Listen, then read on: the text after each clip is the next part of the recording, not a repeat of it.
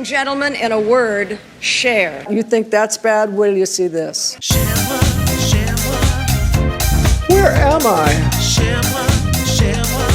Who are these two fairies? Wagon wheel with Toozy. Oh, it's a podcast?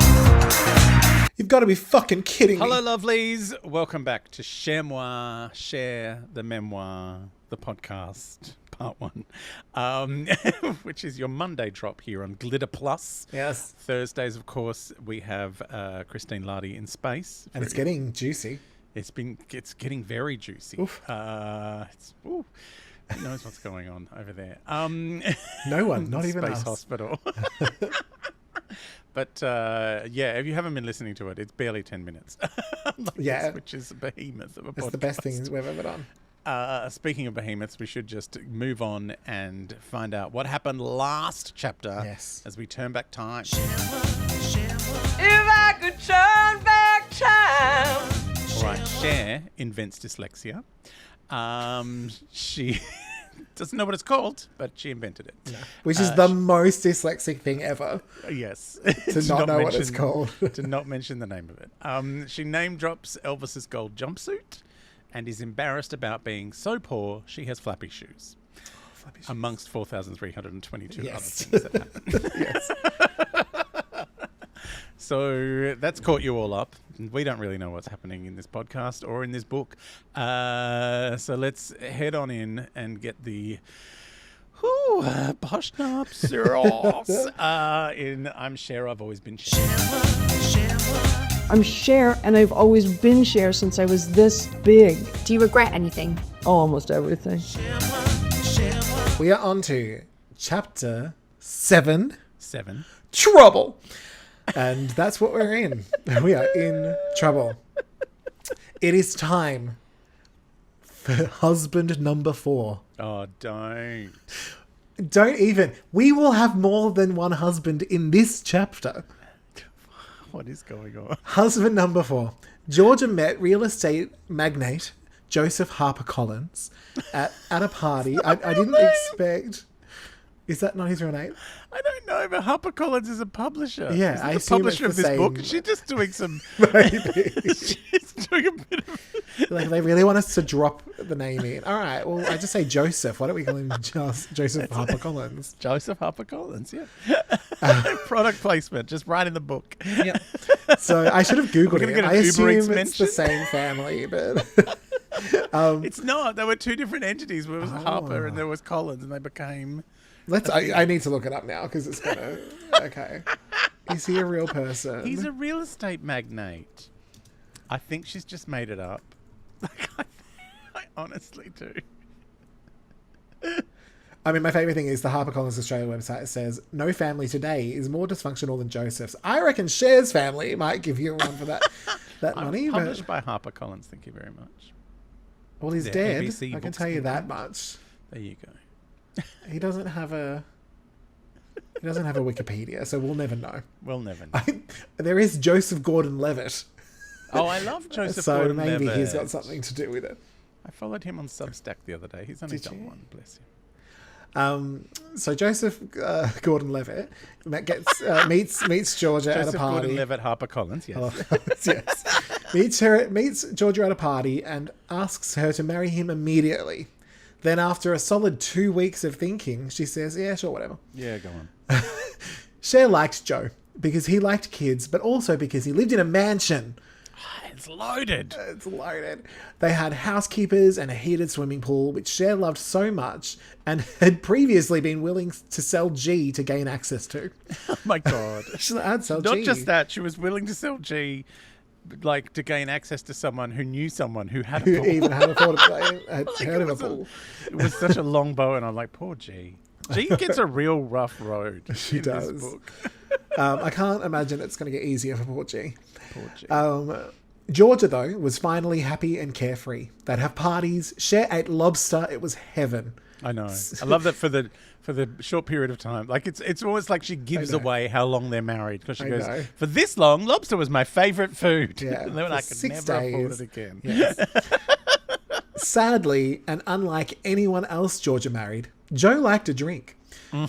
He was also too wild in the bedroom, a fact that I really wish Cher didn't know. That is a lot. Like, is that something she found out later when she's like, Right. "Why did you leave Joe? Like, he was loaded." Yeah. And then as an adult, they had that conversation. Yeah. She's like, well, he liked to DP my thighs. And I just... I'm not But, like, down you're with not that. you're not letting go of my thigh DPing. It's been Well, a weeks. good thigh fucking. Like, there's so much less to prepare. Oh my God. I'm going to have to try it now. I'll get back to Seriously, you. a bit of lube and away you go. Seriously, pop a bit of lube on the belly so that, anything that's rubbing on that side doesn't hurt too much. And then just thigh fuck away. I don't think I'll ever feel sexier than I would in that moment. Being covered in lube, getting Flopping thigh fucked. around like a sexy whale. Don't talk yourself down. Sexy humpback. Oh, God. Sexy orca. I keep smiling too much in this. I know. And because my and ears are hurting. I know, and then because I have to say share so much, it's not natural from my mouth because you can hear occasionally I'll say share, which is more in line with our accent. And actually, we speak differently, like our mouths move differently. Okay, okay, I can do it. If I can have some rando fuck my thighs, I can do this. You're going to put it on your profile tonight, aren't you? Yeah. Looking for a good thigh fucking. So, Joe liked to drink. He was wild in the bedroom. And Joe wanted an open relationship, and Georgia couldn't do it. Totally fair, although like Cher, I'm willing to do just about anything for a pull. So, there you go, ties in. I mean, I would have been like, Mum, what? Is that all? Is that all you want? I'll do it. God. Like, come on. Yeah. I did. So this is a fun moment that happened when I was working on the Mardi Gras. I was having a very amusing conversation with Steph Tisdale. And I was like, what is the lesbian version of spit roasting? So I needed to know. Yeah. And she said, maybe it's spinning plates. Gosh. It's a lot. Spinning plates. People who can't see that, just think imagine about it. Someone spinning plates. Yeah. One plate on 2 fingers at a time. You'll get there. Yeah. I would go into the conversations I have with friends who of the vagina nature, but it's true. It's actually too much even for this show. So they packed up and left. Yep. Goodbye, lobster dinners. That's what inspired that song. That song that Cher sang, lobster dinners. Goodbye, it was lobster. this. Goodbye, lobster. Goodbye, dinners. lobster dinner. No, I never knew you at all. So Joe did rent a nice house for them. Joe's going above and beyond for right? someone that wouldn't put out. Right. With someone else there. Yeah. So that was all part of the divorce settlement. And it had a killer stereo. Uncle Mickey and good old Arnie Roy even moved in for a time into the stereo house. It's very weird. By the way, can I tell you, I know we've got a lot to get through today, but I was, with some podcasts you can watch, like this one on YouTube. Yes, yeah. I was watching one the other day that was clearly in some studio that they've just set up to look like someone's lounge room. Sure. And the turntable they'd gotten was facing the wrong way and it was hurting me the whole time.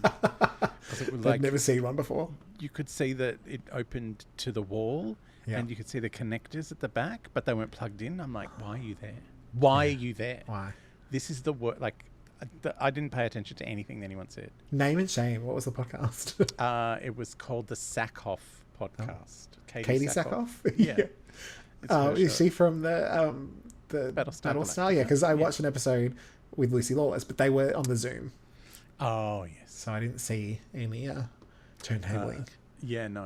And she was talking to the head writer of Battlestar Galactica, who's one of my favourite writers ever. And he writes Outlander and stuff for All Mankind. So I was really into it, but I'm like, you're distracting me with the record player. Yeah, you should let her know. She I'm needs to gonna know so she can fire whatever heterosexual will put that there. Exactly. Could have been a millennial who doesn't know about records. Yeah, probably. Yeah. Now that Georgia is sporting some cash, guess who shows up?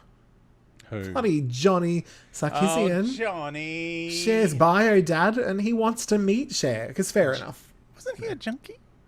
Yes. Okay. Heroin addict, yeah. That And a comes gambler. back. Don't worry, it comes back. He gambled away his The truck dad's company. business. Yeah. Just making sure it's the same Johnny. It's the same Johnny. There So were Cher's many never met Johnnies. him. Like, as a little baby, she did, but not really. So Cher was all dolled up by Georgia, and she's ready to meet Daddy, I guess. So she answers the door to a dark-haired man who looked a lot like Victor Mature, which is why Georgia once said, of course you like him. So we do get answers. So I have hope that some of the random bits of information that we get may be answered at some point. If I don't find out until book 2 why she burnt her foot on a sparkler, I'll be furious. Oh yeah, that's all in book 3. That's the whole story. That's all it's about. Don't tell me there's a book 3. I It's don't know if hurting there me. As I go through this, I'm like, you should have done a 3rd book, because some of this needs to be like slowed down and and broken apart. And at the same time, we're up to chapter 7 and we're still on childhood. Yeah, I know. Most books don't do that. No. I don't even think Babs with their 48 hours did that, which we might have to find out at some point. So, okay, he looks a bit like Victor Mature. Great. He wore alligator shoes, and Cher was confused, having only been intimate with shoes of the lizard variety. So elegant shoes. Oh, alligator shoes. I think it said elegant shoes. Elegant, like, fresh. That's only for fresh linguine, not for shoes. Yeah. Alligator shoes. Yeah, they had some parmesan sprinkled on as well. Cher, this is very Cher. She immediately asked how much they were worth. And he said $1,100. Cher couldn't believe it. Her most prized possession, her roller skates, were only $21, and she'd earned them by doing a colour by numbers, a job I'm now searching for on Seek. Can I earn money doing colour by numbers? No, it's the only reason she got the money is because she did it to the end. Because apparently, her mum was saying to her, "You never finish anything." She said, "All right, I'll finish this colour by numbers." You watch me. And I invented drawing. $1,100 is a lot of money in the 50s. Yeah. It's a lot of money now. Yeah. I wish I had $1,100. Cher saw that, like her, Johnny was even-tempered, unlike her mum and sister, who were a pair of volcanoes. Whereas Cher's a little slower to anger. Though, if you piss her off, you better leave the planet, bitch. She's like, get the fuck off this earth. To Cher's surprise... Go to Uranus. I'm older than her. Yeah. Yep. To Cher's surprise, Johnny didn't go anywhere. No. Uncle Mickey, who we now hate, kept inviting him over. And after a brief time, and much to Cher's confusion, Georgia took Johnny back. What? He moved in, and guess what? What? They got married again. Is this the 2nd or 3rd time they got married? This is the 2nd, but there may be a 3rd. Cher can't remember. Okay. Cher was pissed, which is why Georgia spent some time living on Neptune that summer. She was like, I'm pissed off. You need to go, bitch. Off the planet. I'm not dealing with this. Cher felt that due to social and generational expectations, Georgia never lost the feeling that there was safety in marriage.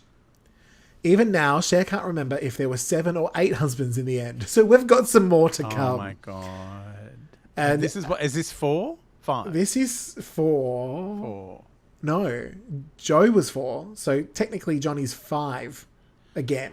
He was 1 and 5. And Cher she can't remember if they got married again later. Oh my God. Johnny.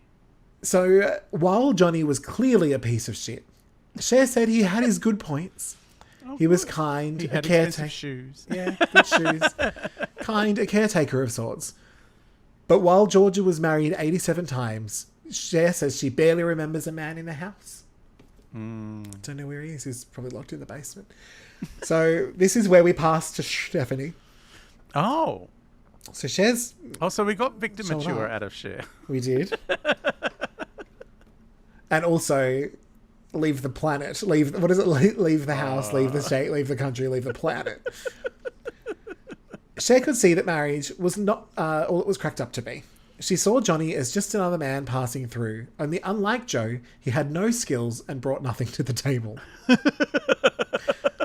Johnny took Cher out to try and explain himself.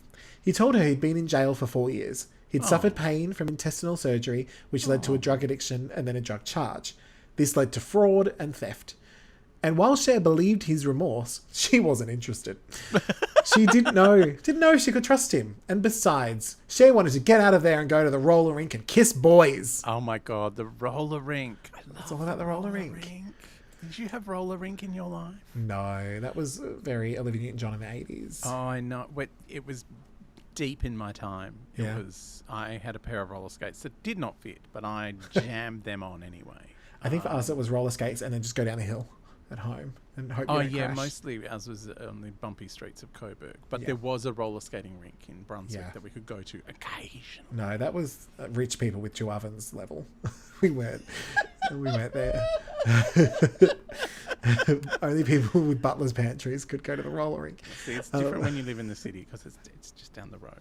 Good things are down the road. Yeah. Like you don't have to nothing's. buy $40 Do you know what's down the road in petrol. Grantville? Nothing. Yeah, you don't have to spend $40 on petrol to get to the good things.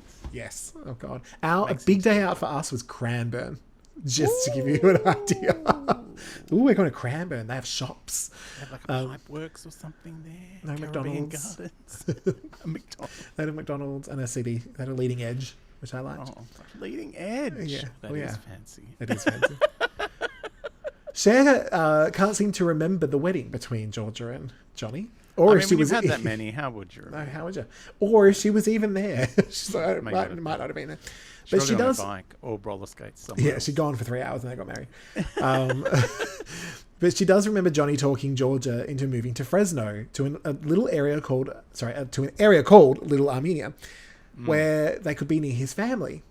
So Meemaw put the girls on a train. I guess Georgia was too busy. She's like, you go, I'll come later. It's almost like Georgia is taking all these moments and going, maybe if someone steals and murders my kids while they're on the train. Yeah, it'd just be easier. Yeah.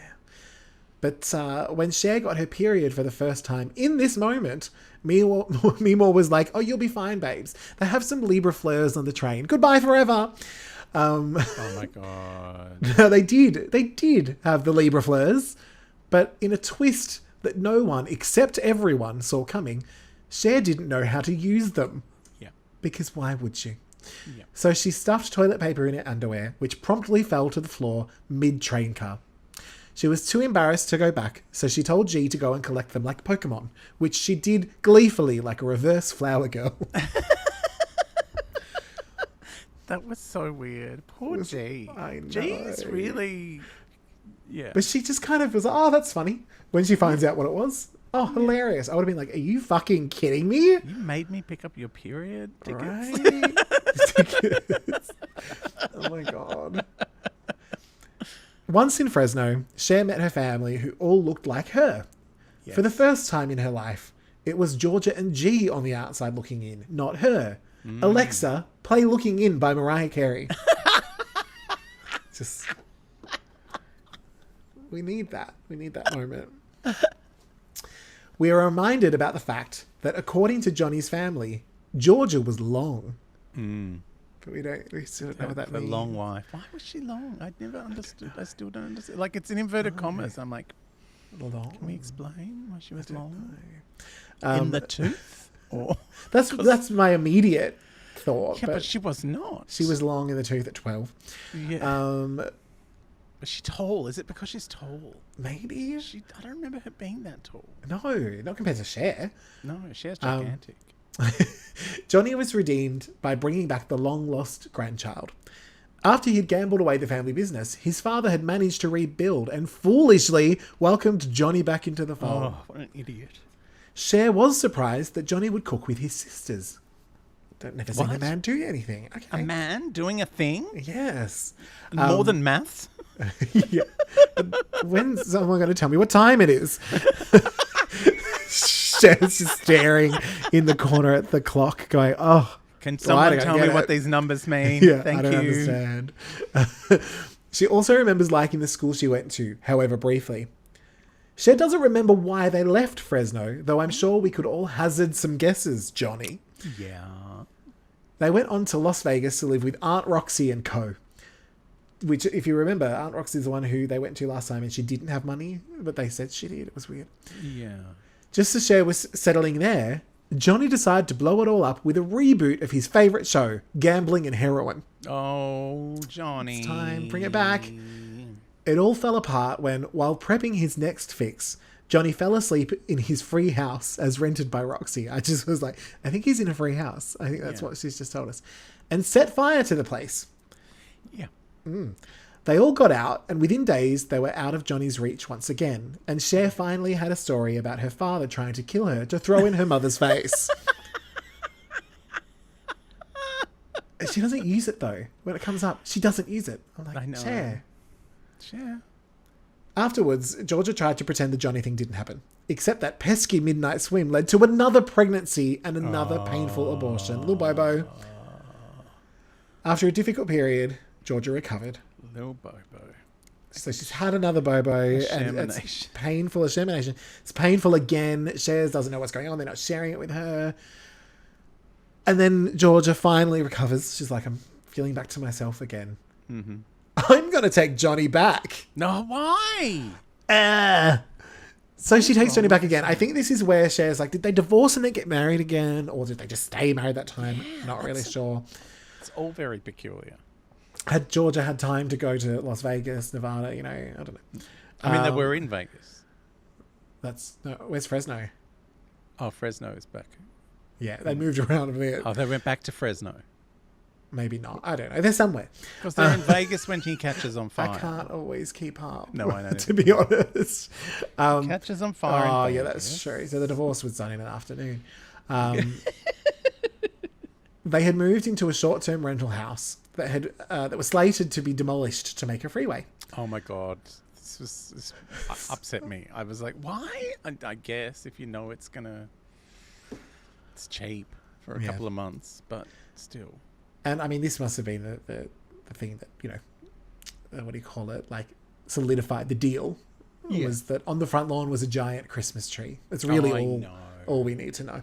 Yeah. While here, Cher decides that she wants to get away for a bit to check out her favourite spots in Hollywood. So she skipped school and took G in her mum's car to go get a hot dog. Why not? Why not? A but few red lights. Out of town in exactly. this new Gotta area. go. Gotta go. Don't know how to drive. I mean, me Paul did teach me a little bit. He taught her on the farm. So it's fine. A few red lights and a trash can that got a bit knocked over. Later, they were home. No biggie. It's all good. Look, you remember my first car? There were a few rubbish bins and parking meters that were a little bit in the way. It's fine. Walls. The people, you know? One person. And she was very big. She was singing people. So that's how. Yes, exactly. Yeah. Because Cher got away with this, it became a regular occurrence. Yeah. One time, she took her friend Della Reese. Because there's always going to be someone famous now. It's going to be a celebrity. It was Nana Della Reese from Mariah's book. And they went off, and then as they came back, Cher saw their mums waiting on the lawn, and she thought the jig was up. But the giant Christmas tree came to her rescue. Yes. As Georgia never noticed the car gone and thought the girls were out just for a little walk. Yeah. This, of all things, was proof to Cher that God existed. Of all the things. It's like, God exists. God exists. And also my mother's deaf and can't hear a gigantic car rumbling into the driveway. So it's time for baby cheeses. Baby cheeses became a part of Cher's life when she was sent to an all-girls Catholic boarding school. Yes. Johnny said his parents wanted her to have a religious education, so they paid for her to go. Cool. The nuns were on brand, strict and old. Makeup, it's kind of nun life. They had to wear a uniform there, which Cher liked, as none of the other clothes she had matched the dress code. Well, yeah. Except for one dress that she had to wear every single night and weekend. A pink pinafore, which earned her the name Pinky Sarkisian. She did not know how to feel about this name. Not the pink bits, but the Sarkisian bits. Yeah. Since Johnny was paying for the school, Cher guesses her mum thought it was right to give her his name. Okay, I guess it's my name now, Mom. Thanks. For a minute and a half, Cher even thought about taking her vows because she loved the drama, darling. I mean, it is a very dramatic religion. dramatic. It is camp. Like, have you heard about the Pope thing? Like, if the Pope dies? Is it this white smoke? Or? No, that's later. Like, to check if he's dead. Oh, no. Because, like, it's not enough for the doctor to tell you. You've got to have a camp, Catholic ritual that goes with it. So there's some other guy who takes over and becomes interim Pope. Right. And he's got to bop him on the head 3 times with a silver hammer. And say his name. Oi, Pope Francis. Oi, Pope Francis. And if he doesn't wake up, he's clearly gone to the pearly gates and has been accepted into the kingdom of heaven.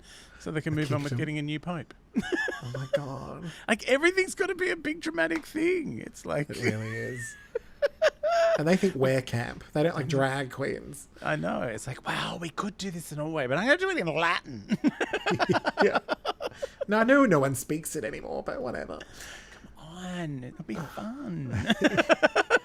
Touch it. Just once.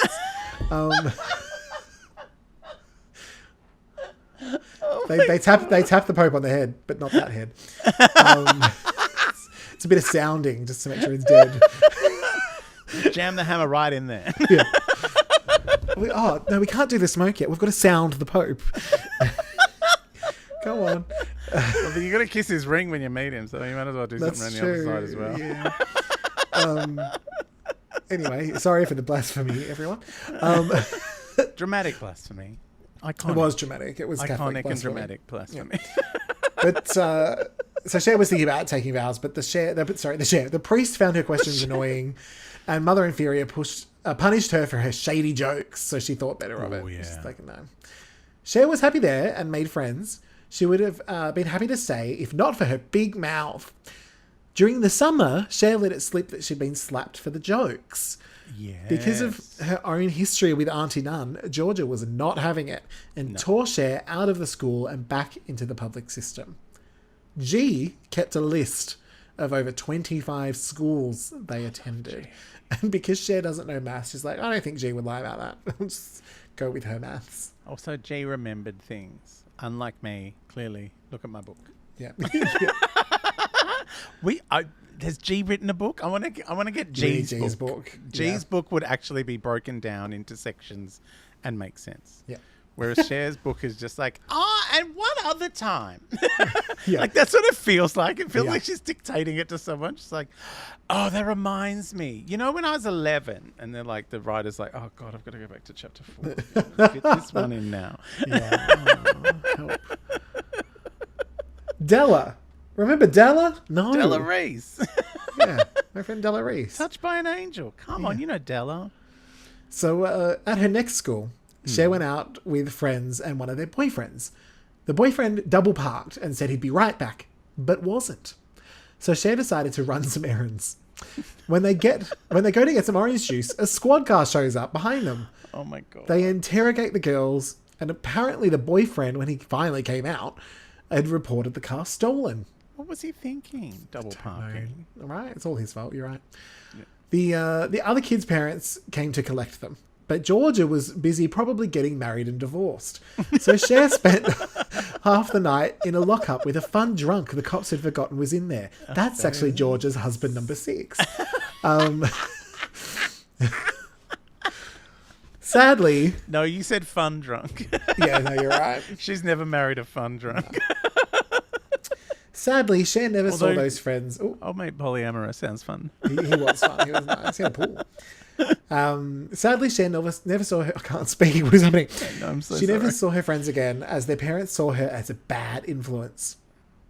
Years later, this is so, like there's like 2 sets of friends she's never seen again within like 2 pages. Because she never saw the Catholic school friends again. She never saw these guys from the car again. Yeah, the girls running with scissors. She never saw the scissors girls again. No. The Scissor Sisters, as they became known. Yeah. Years later, was cousins of the Sarah Sisters. Yes. and their cousins colon and semicolon. Oh my God. Yes, I loved them. God. Years later, someone took a 6th grade photo of Cher and made it look like a mugshot. Yeah. Even though the cops never took one, this kind of took off, and now people think that it's the mugshot from this moment. What? Maybe there was a mugshot. Like, Dunno. did we rely on her memory? Let's ask G. Yeah, G will know. she was. She took it. I was like, they didn't have Photoshop then, Cher. How did they make the mugshot?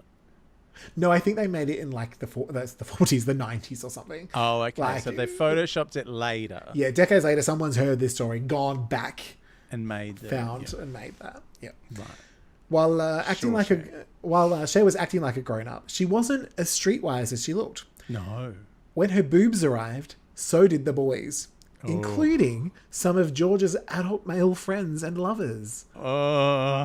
This is so fine. You're right. I mean, it's so on brand for this family at this point.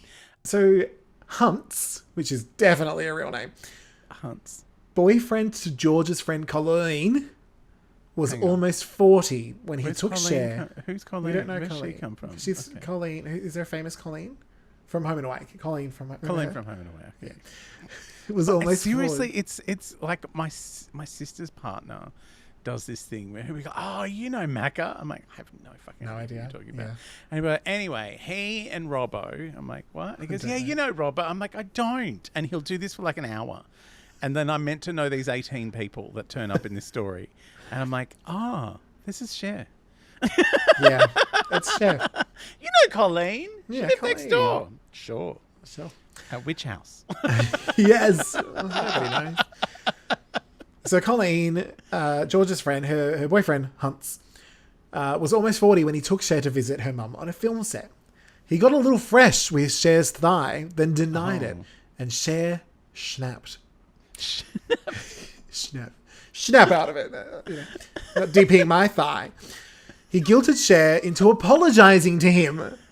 Because she was maybe I was overreacting. Yeah, he's a good guy. So then, my favourite, Hunts's friend Gabe was dating Georgia. Right. Weird, I say, that she'd date someone before marrying them, but sure.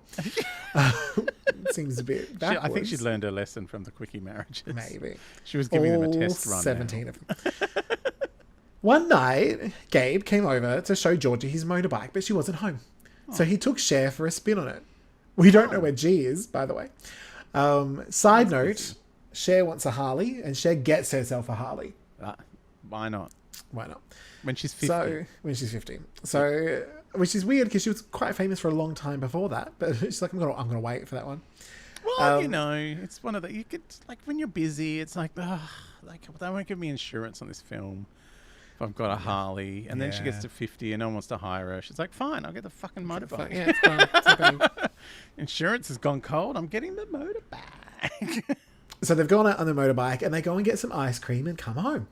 Right. When they get home, bloody Gabe goes inside and tells Georgia that he's in love with Cher. What? Who's 14. Who's 14? Georgia threw him out and then promptly went to blame it all on Cher and kick her out too. Mother of the year, Georgia. Mother of the year. This was a lot. I was like, why are we skipping over this? Like, and because then we don't find out kind of how she comes home. Cher's like, I just went to a friend's house for a couple of days. It's like, and then you came home and everything was fine. Like, what? But that is...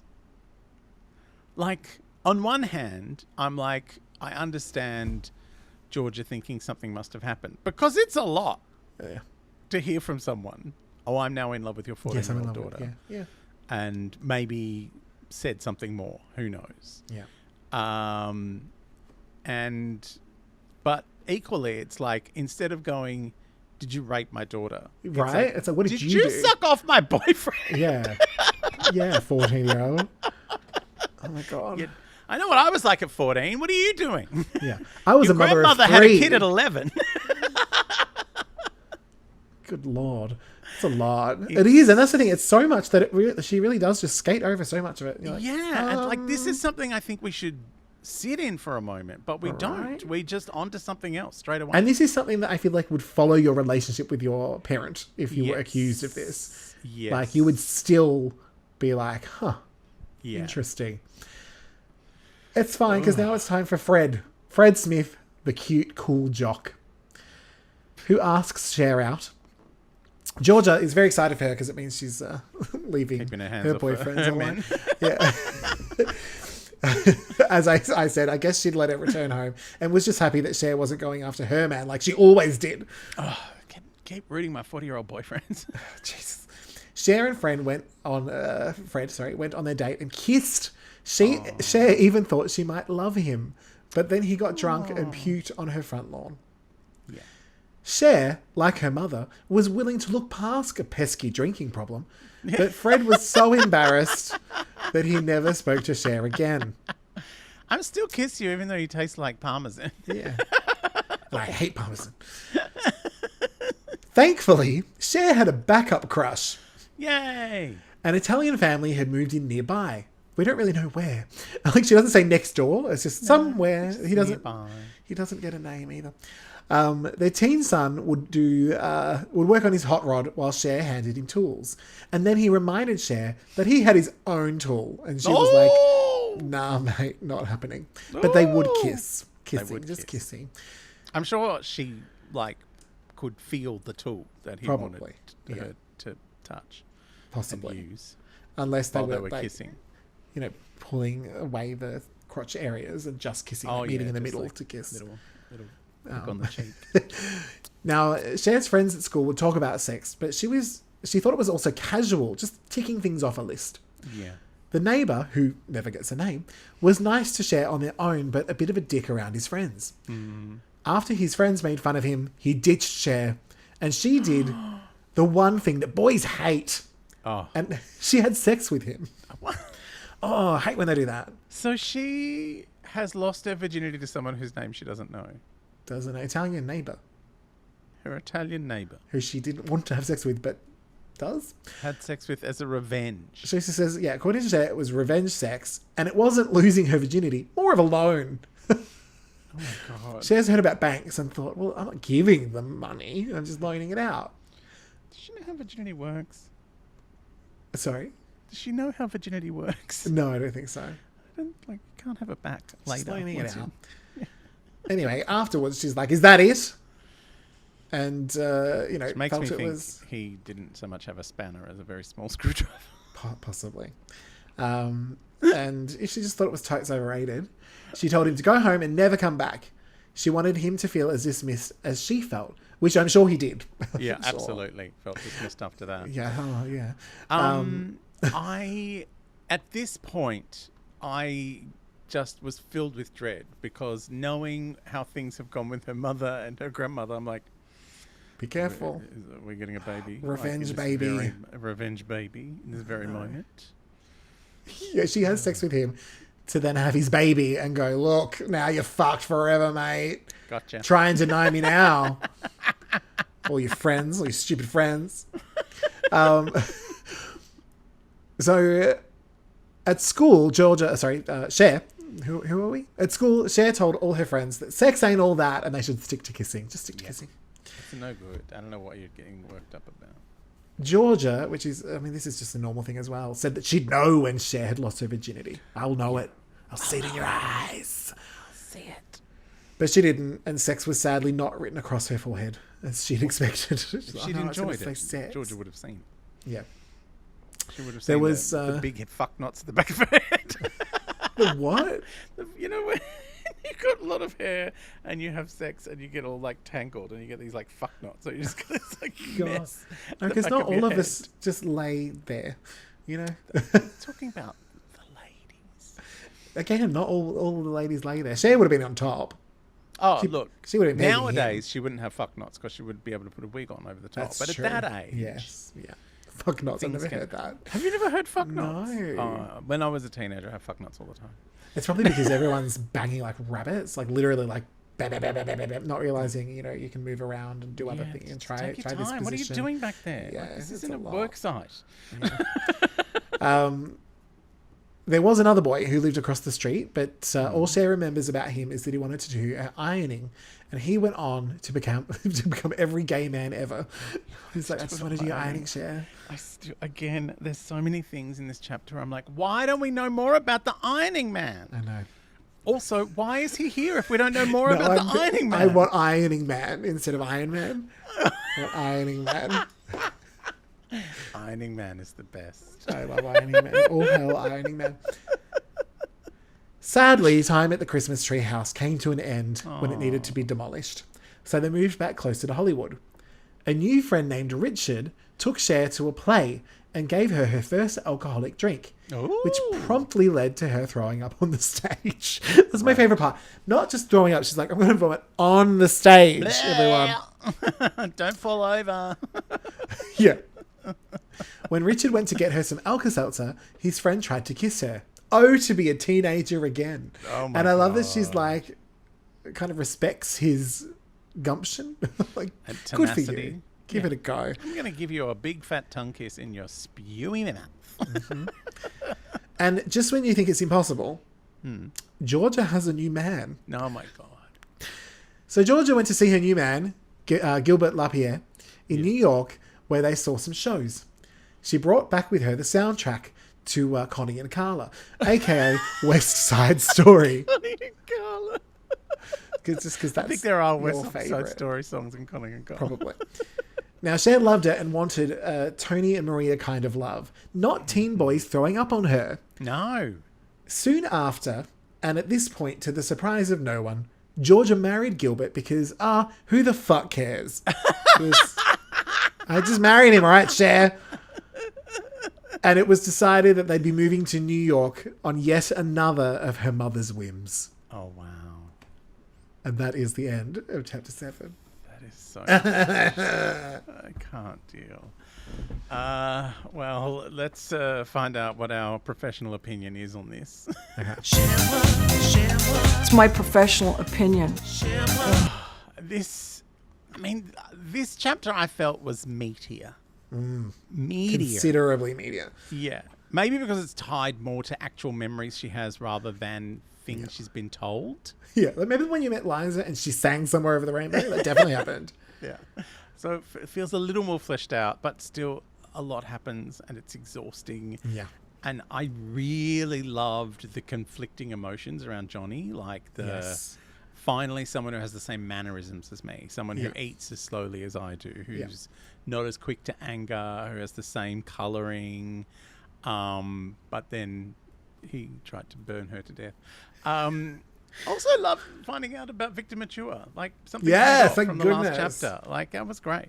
The creepy men with the... What a creepy man. Well, when the boobs turned up, the men all became very creepy all of a sudden. Yeah. And I was, same as you, very conflicted about her mum throwing her out. And, like, just, why was that just not a thing? Why didn't we talk about that? Right. Why wasn't there some investigation about that? Like, it's, like the we don't know what happened to Gabe. No. Like, the writing feels like it's getting better. Like, you know, she has a natural ability for storytelling. Yeah. But it's, and it's probably better suited to things that she actually remembers. But this is just like, this feels like someone who's got dementia just like going back to their childhood, just like, and this other time. I'm like, oh my God, calm down, woman. I feel like we needed a name drop section in this podcast. Okay. Because we get some very strange name drops in this chapter. We get Sophia Loren, who one of the nuns looks like, and then a bunch of people who she refers to as the actor, blah, blah, blah, because no one's going to fucking remember these people because they're so obscure. Yes. It's like saying, oh, they're just like that guy that was in Ally McBeal for 2 episodes. Which I would know immediately. You would Bernadette Peters. Yeah. Yeah, but have you been watching Paradise on Disney Plus? Because it reunites Julianne Nicholson and James Marsden. Yes. Who both were in the final CSC. The final season that no one watched. But had some very famous people. Tay Diggs was there. Yeah. It was a lot. But I really, it hurts. It's like the things you want fleshed out aren't, and the things you don't. It's like, why do we have so much information on these fucking nuns? Yeah. Anyway, how did you feel about it? I think I mentioned this one to you in a message saying, "Oh, chapter 7," because it was difficult and at times quite triggering. I was like, "Oh, okay." I actually feel like it could have been 2 chapters. Yeah, absolutely. But I definitely did feel that each story actually connected and did feel integral to her story. So I did enjoy this one a lot more. I felt like, okay, we've found a way to tell these stories. Yeah. There was a lot going on, but I felt that each sort of paragraph did, I don't know, have a purpose. Yeah, and it all feels about burgeoning sexuality on some level, whether it's hers or the fact that she's now triggering it in other people or whatever it was, or even her mother's. Yeah. But yeah, it's still... I feel like the Johnny stuff could have ended a chapter and then we could have moved on to the other stuff. Unless the whole sexuality thing, because he's kind of like jammed in there in between old mate polyamory and the rest of the sex business. Like, and maybe just because her mum was, kind of insatiable about him. But that's kind of not brought up. No. Like it's, he could talk anyone into anything and it's like, just talk. Yeah. Yeah. I feel like there's more going on with John. Yeah, most likely. But I think a big part of it is that security thing, which I have seen time and time again, where it's like you look at certain people and go, really him? This guy? This guy. This guy. All right. So I've gone up a little in my score. We're back to an 8. Yeah. I feel like this was definitely more towards like a decent, solid, meaty chapter. Yeah. I enjoyed the meatiness. I didn't think it was camp enough. Because, I've been enjoying the name dropping of the Judys, the Lizas, the Debbie Reynolds, and, just someone who looked like Sophia Loren is not enough. Okay. So I only got to a 7, I'm afraid. Okay. But I did like it a lot more. Like it felt a lot more cohesive, although still all over the fucking place. Yes. It's a doozy. Shall we turn back time? And I can turn back down. This is where we remix the chapter. Yes, it's time. And see what we would have done differently. So what are you hitting me with this week? Well, it's the same every week. It's too much for one chapter. It does feel more conscious. The scenes aren't as fleeting, but people do turn up and then we never meet them again. Colleen from Home and Away. Where's Colleen? And it does feel like a missed opportunity to... So one of the things I loved in that Mariah book was then when something would happen and then something else would happen later and they would be somehow linked. Even though they weren't linked moments, we kind of had a story, a through line. And I'm like, okay, you've been abused by nuns. Yes. And then you went to jail. Yes. In the same chapter. Baby and you didn't prison. mention the last time that you were in nun jail as a child. With Auntie Nun and Uncle Bree. It's there. It's like it's waiting for you to bring that up, to go, I was abused by a nun. Next thing you know, I'm in jail. Oh my God, what is my life? Here I'm constantly being jailed by nuns. It's it's just like a little, like, because it's so scattershot, she's missing that stuff. And that's all I wanted was just like even a hilarious joke about one more time. Once I was again, in jail after getting kicked out of nun school or whatever it is. But it's just, I wanted the nuns in the jail time to kind of join up. Yeah. Even just sing Jailhouse Rock. Something. Yeah. Anything. My little remix is that I don't know, maybe don't have sex with a teenage boy to teach him a lesson. Especially if you don't want to. Don't even. Like, what was that whole That was a lot. And where did that come from? Like, I mean, I got the impression that he asked her to touch his dick a number of times. She said about 500 times. Yeah. Like, but you wonder, like, where did you get...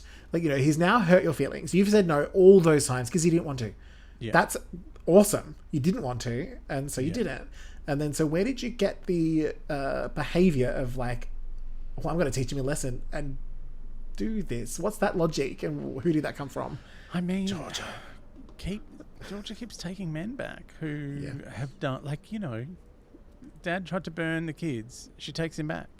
Dad lost an entire company. She takes him back. Like, you know, Dad's a junkie. She takes him back. Like, it's just interesting because she doesn't put up, like, Cher doesn't put up with any of that. Like, she's kind of like, ugh, but then does, you know. I think that's now Cher is like that and has learned to be like that because I'm guessing, you know, she's overlaying her current personality onto her child personality.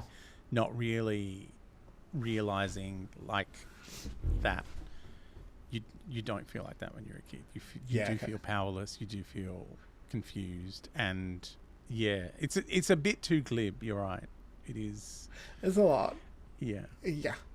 And I don't know if she went into, maybe she doesn't understand why she did it really. Like, okay, I wanted him to be hurt, but exactly how does that hurt him? It's a lot. Shall we? I'll give it a little rename. Yes. So, you know, I'm trying to bring Camp back.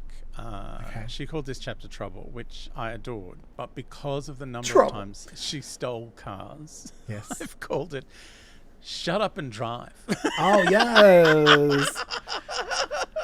Rianne Cher.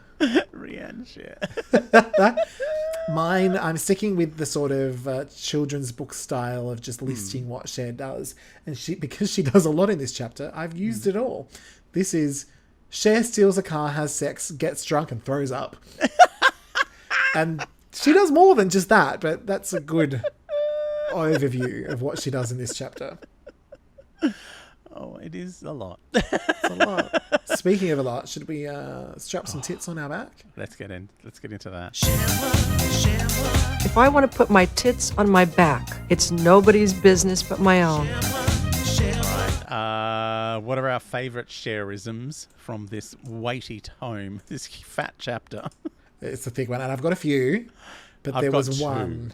There was one in particular that just stood out to me for sheer, what would you call it? Sort of like Cherism, and that is, if he dumped my ass and put my child in an orphanage, I'd have stabbed him in the back with a knife. It does continue to sort of talk about forks and stuff, but I was like, no, that's what you really wanted to do. That's the sentence. That is so interesting because my second one was simply, "Oh, fuck it, a fork." Yeah. That was definitely in there. Because it kept going on. And then I don't want to get arrested, so I'll get a fork, a barbecue. Fuck it, a fork. Like, it was just such a dictating it to someone moment that you're like, shit's not even trying. And of course, I heard it. So the way that that Stephanie stabbed in the back with a knife was quite abrupt. And I was like, ooh, all right. I just couldn't stop laughing at fuck it, a fork. Fuck it, a fork. My actual one, because fuck it, a fork was my second one. Okay. My actual one is one you kind of touched on earlier. I've chopped the middle out of it, so it's just, if anyone pisses me off, they'd better leave the room. And then the state, and then the country, and then the planet.